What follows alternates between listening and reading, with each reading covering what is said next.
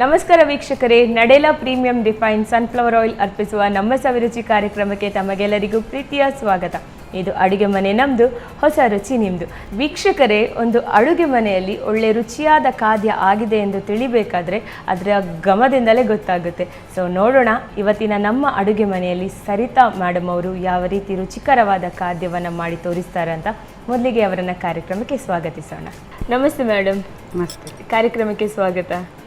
ಹೇಗಿದ್ದೀರಾ? ಆರಾಮಿದ್ದೀರಾ? ಇವತ್ತು ಯಾವ ರೆಸಿಪಿ ಜೊತೆ ಬಂದಿದ್ದೀರಿ? ನಾನು ಎರಡು ಮಾಡ್ತೇನೆ, ಐಟಮ್ ಮಾಡ್ತೇನೆ. ಒಂದು ಈಗ ಹಲಸಿನ ಹಣ್ಣಿನ ಸೀಸನ್, ಹೌದು, ಇದರಿಂದಾಗಿ ಒಂದು ಹಲಸಿನ ಹಣ್ಣಿನ ಹಲ್ವಾ ಮಾಡ್ತೇನೆ. ಮತ್ತೊಂದು ಈಗ ಮಳೆಗಾಲದಲ್ಲಿ ಚಿಗುರುವಂತ ಒಂದು ಚಿರಟೆ ಸೊಪ್ಪು, ಅಂದ್ರೆ ನಿಮ್ಮ ತುಳುವಿನಲ್ಲಿ ತಜಂಗ್ ಕೇಳ್ತಾರಂತ, ಅದಾದ್ರೆ ಸಾಕು ಎಲ್ಲ ಓಡಿ ಹೋಗ್ತಾರೆ. ಅದ್ರದ್ದು ಅಂಬಡೆ ಒಂದು ಮಾಡುವ, ಅದರಿಂದ ಅಂಬಡೆ ಮಾಡ್ತಿದ್ದೀರಿ ಇವತ್ತು. ಓಕೆ, ಹಾಗಾದ್ರೆ ನಮ್ದು ಮಳೆಗಾಲಕ್ಕೆ ಬೇಕಾಗುವ ಎರಡು ರೆಸಿಪಿಗಳು ಇವತ್ತಿನ ಸಂಚಿಕೆಯಲ್ಲಿ. ಓಕೆ ಮ್ಯಾಮ್, ಅಡುಗೆ ಮನೆಗೆ ಹೋಗುವ ಬನ್ನಿ. ಓಕೆ, ಫಸ್ಟ್ ಈಗ ಯಾವುದು ಮಾಡ್ತಿದ್ದೀರಿ ಮ್ಯಾಮ್? ಸ್ವೀಟ್ ಮಾಡೋದು. ಸ್ವೀಟ್ ಮಾಡುವ. ಏನು ಕೊಡಲಿ ನಿಮಗೆ ಮೊದಲಿಗೆ? ನನಗೆ ಫಸ್ಟಿಗೆ ಮಿಕ್ಸಿ ಜಾರ್. ಓಕೆ, ಸೊ ಹಲಸಿನ ಹಣ್ಣು ಇದು ತುಂಬ ಹಣ್ಣಾಗಿದೆ ಅಂತ. ಹೌದು.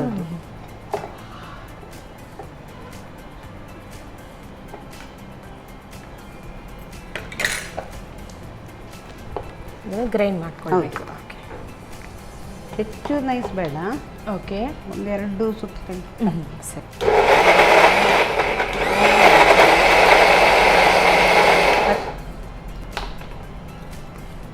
ನೋಡಿ ಅಂತೆ ಸಾಕಷ್ಟು. ನೆಕ್ಸ್ಟ್ ಏನು ಮಾಡ್ಕೊಳ್ಬೇಕು? ಇದು ಓಕೆ,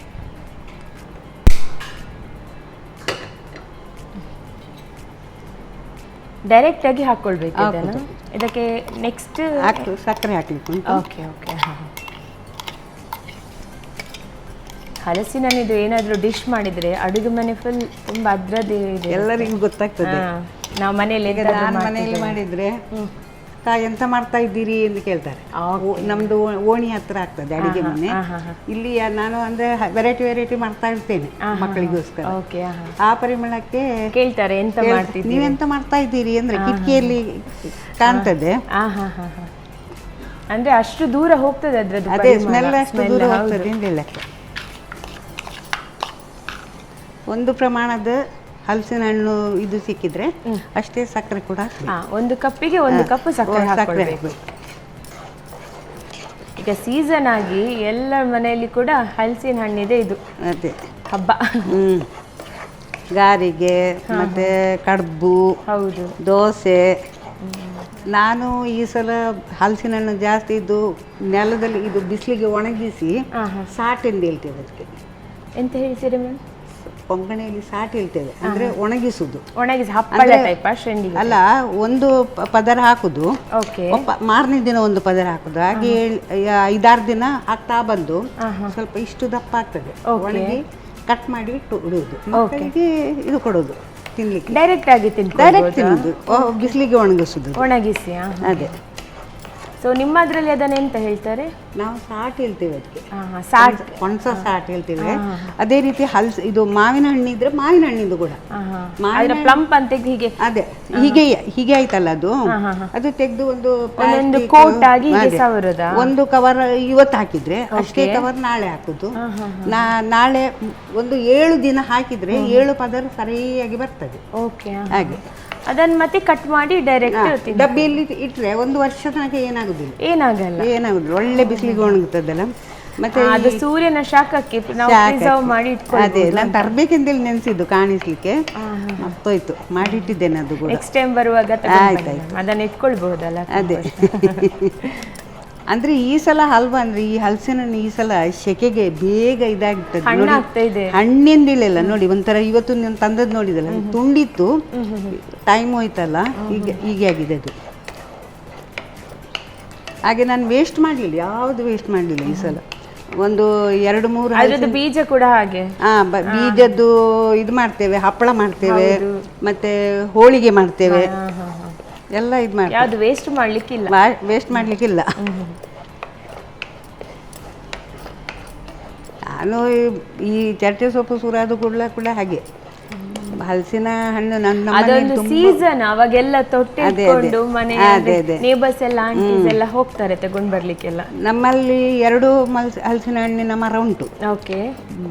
ಹಣ್ಣಾಗ್ತಾ ಇರ್ತದೆ, ಬಂದವರಿಗೆ ಕೂಡ ಕೊಡೋದು, ಉಳ್ದದ್ದು ನನಗೆ ಬಿಸಾಡ್ಲಿಕ್ಕೆ ಮನಸ್ಸು ಬರೋದಿಲ್ಲ. ತಿನ್ಲಿಕ್ಕೆ ಟೇಸ್ಟ್ ಉಂಟು, ಅದು ಸಿಹಿ ಉಂಟು. ಆದರೆ ಎಂತ ಮಾಡೋದು, ಈ ಇದರಿಂದಾಗಿ ಸೆಕೆಯಿಂದಾಗಿ ಬೇಗ ಒಂಥರ ಮುದ್ದೆ ಮುದ್ದೆಯಾಗಿ ಆಗ್ತದೆ. ನೋಡುವಾಗ ತುಳುವೆ ಹಣ್ಣಿನಾಗಿ ಉಂಟು ನೋಡಿ. ತುಳುವೆ ಅಲ್ಲ ಇದು ನಿಜವಾಗಿ, ಹಲಸಿನ ಹಣ್ಣೆ ಆ ಥರ ಆದದ್ದು ಬಿಸಿಲು. ಇದನ್ನು ಸ್ವಲ್ಪ ಹಸಿ ವಾಸನೆ ಹೋಗುವವರೆಗೆ ಚೆನ್ನಾಗಿ ಅಂದ್ರೆ ಈಗ ಸಕ್ಕರೆ ಅದರಲ್ಲಿ ಮೆಲ್ಟ್ ಆಗ್ತದಲ್ಲ, ಆಗ ಒಂದು ಗಟ್ಟಿ ಬರ್ತದೆ.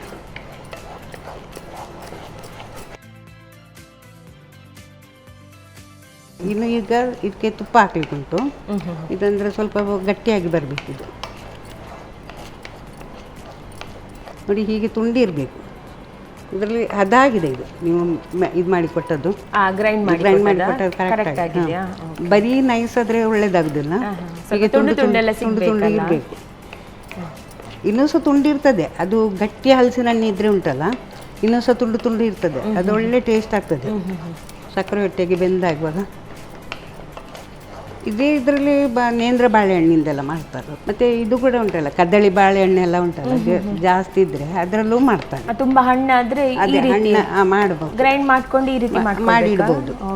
ಅಂದ್ರೆ ನೋಡಿ, ಬಾಳೆಹಣ್ಣು ಜಾಸ್ತಿ ಇಟ್ರೆ ಹೊರಗಿಟ್ರೆ ಇದು ಅದರ ಸಿಪ್ಪೆ ಕಪ್ಪಾಗ್ತದೆ, ತಿನ್ಲಿಕ್ಕೆ ಯಾರು ಕೇಳುದಿಲ್ಲ.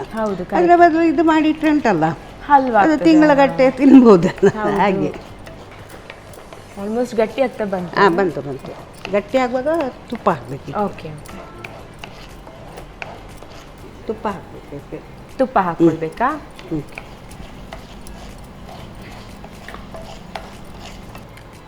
ನಾವು ನಮ್ಮ ಅಡುಗೆ ಮನೆಯಲ್ಲಿ ಬಳಸ್ತೇವೆ ಕೇಸಿ ಶುದ್ಧ ಹಸುವಿನ ತುಪ್ಪ. ಈ ರೀತಿ ಎಲ್ಲ ಸ್ವೀಟ್ಸ್ ಎಲ್ಲ ಮಾಡ್ಕೊಳ್ಳುವಾಗ ಫ್ಲೇವರ್ ಕೂಡ ಗಮಕ ಬರಬೇಕು. 2-3 ಸ್ಪೂನ್ ಬೇಕು.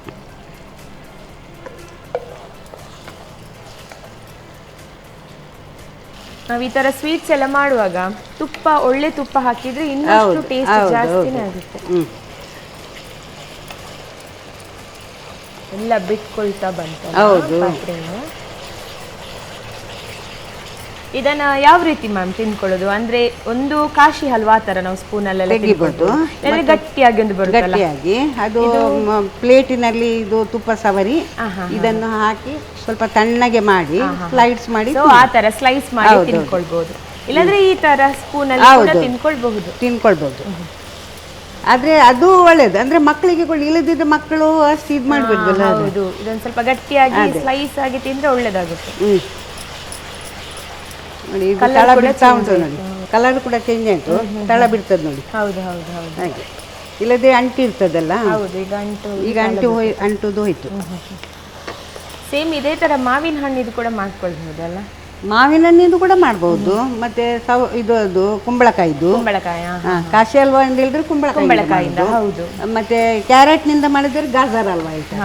ಅದಕ್ಕೆ ಹಾಲೆಲ್ಲ ಹಾಕ್ಲಿಕ್ಕೆ ಉಂಟು, ಆದ್ರೆ ಕಾಶಿ ಹಲ್ವಾಕ್ಕೆ ಬೇಡ. ಹೌದು, ಇದೇ ರೀತಿ ಕಾಶಿ ಹಲ್ವಾ ಇದೇ ರೀತಿ ಮಾಡುದು. ಆದ್ರೆ ಅದು ಸ್ಲೈಡ್ಸ್ ತೆಗಿಲಿಕ್ಕೆ ಅದು ಮತ್ತೊಂದು ರೀತಿ, ಅದಕ್ಕೆ ಕಡಲೆ ಹಿಟ್ಟು ಹಾಕ್ಬೇಕು, ಸ್ವಲ್ಪ ಗಟ್ಟಿ ಬರ್ಲಿಕ್ಕೆ. ಇದೀಗ ಇದೆಲ್ಲ ಬೇಡ.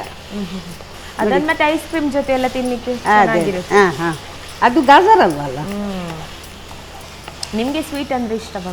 ಸ್ವೀಟ್ ಇಷ್ಟ, ಆದ್ರೆ ದೇವರು ತಿನ್ಲಿಕ್ಕೆ ಬಿಡ್ಲಿಲ್ಲ. ಸ್ವಲ್ಪ ಹೀಗೆ ತಿನ್ಬೋದು, ನಕ್ಕಿ ಹಾಗೆ ತಿಂತೇನೆ ಎಲ್ಲ. ಮತ್ತೆ ಕಂಪ್ಲೀಟ್ ನಿಲ್ಲಾಗಬಾರ್ದಲ್ಲ, ಅದು ಡೇಂಜರು. ಹೌದು, ನಮ್ದೆಲ್ಲ ಶುಗರ್ ಫ್ಯಾಕ್ಟ್ರಿ ಶುರುವಾಗಿ 15 ವರ್ಷ ಆಯ್ತು. ಹೌದಾ? ಅರೆ, ನೀವು ಈ ತರ ಮಾಡ್ಕೊಳ್ಳುವಾಗೆಲ್ಲ ಆಸೆ ಆಗಲ್ಲ? ಅದೇ ನಾನು ಹೇಳಿಗುಂಟು, ಮುಂಚೆ ತಿನ್ನುವ ಆಸೆ ಇತ್ತು, ಆಗ ಸಿಕ್ತಿರ್ಲಿಲ್ಲ. ಈಗ ಕೈ ಹತ್ರವೇ ಉಂಟು, ನೋಡಿದ್ರು ಬೇಡ ಆಗ್ತದೆ. ಫುಲ್ ಕನ್ಫ್ಯೂಷನ್ ಆಗ್ತದೆ, ಈ ಏಜ್ ಅಲ್ಲಿ ತಿನ್ಬೇಕಾ, ಈ ಏಜ್ ಅಲ್ಲಿ ಕೂಡ ತಿನ್ಬಾರ್ದು ಜಾಸ್ತಿ ಸ್ವೀಟ್ ಅಂತ ಹೇಳ್ತಾರೆ. ಹೌದೌದು, ನೋಡಿ ಈಗ ಕರೆಕ್ಟ್ ಆಯ್ತು ನೋಡಿ. ಓಕೆ, ಇದು ಬೇಕಾಯ್ತಾ ಪ್ಲೇಟು. ಸೊ ಗ್ಯಾಸ್ ಆಫ್ ಮಾಡ್ಕೊಳ್ಳಿ, ಸ್ವಲ್ಪ ಸಣ್ಣದು ಮಾಡಿ. ಇದಕ್ಕೆ ತುಪ್ಪ ಹಾಕ್ಬೇಕು. ತುಪ್ಪ ಹಾಕಬೇಕಾ?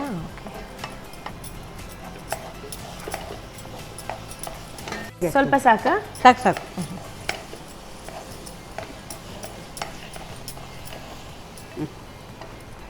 ಆಫ್ ಮಾಡಿ. ಓಕೆ, ಗ್ಯಾಸ್ ಆಫ್ ಮಾಡ್ಕೊಳ್ಳಿ. ನಾನು ಇಟ್ಕೊಳ್ತೇನೆ, ನೀವು ಹಾಕೊಳ್ಳಿ.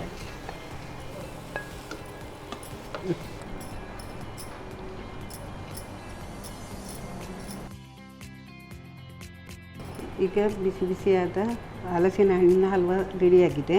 ಇದನ್ನು ತಂದ ಮೇಲೆ ತುಂಡು ಮಾಡಿ ಸ್ಲೈಡ್ಸ್ ಮಾಡಿ ತಿನ್ಬೋದು, ನಾವು ಟೇಸ್ಟ್ ಮಾಡ್ಕೊಳ್ಳೋದು.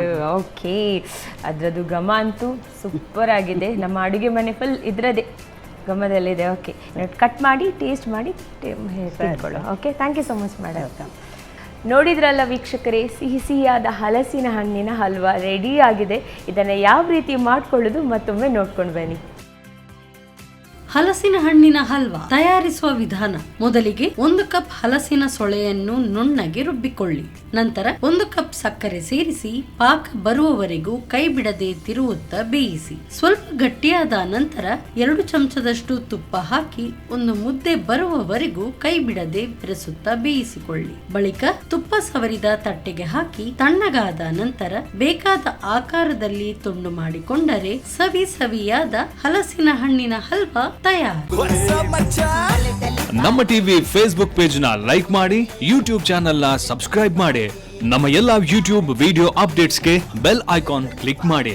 ನಮ್ಮ ಟಿವಿ, ಕರಾವಳಿ ಕರ್ನಾಟಕದ ನಾಡಿಮಿಡಿತ.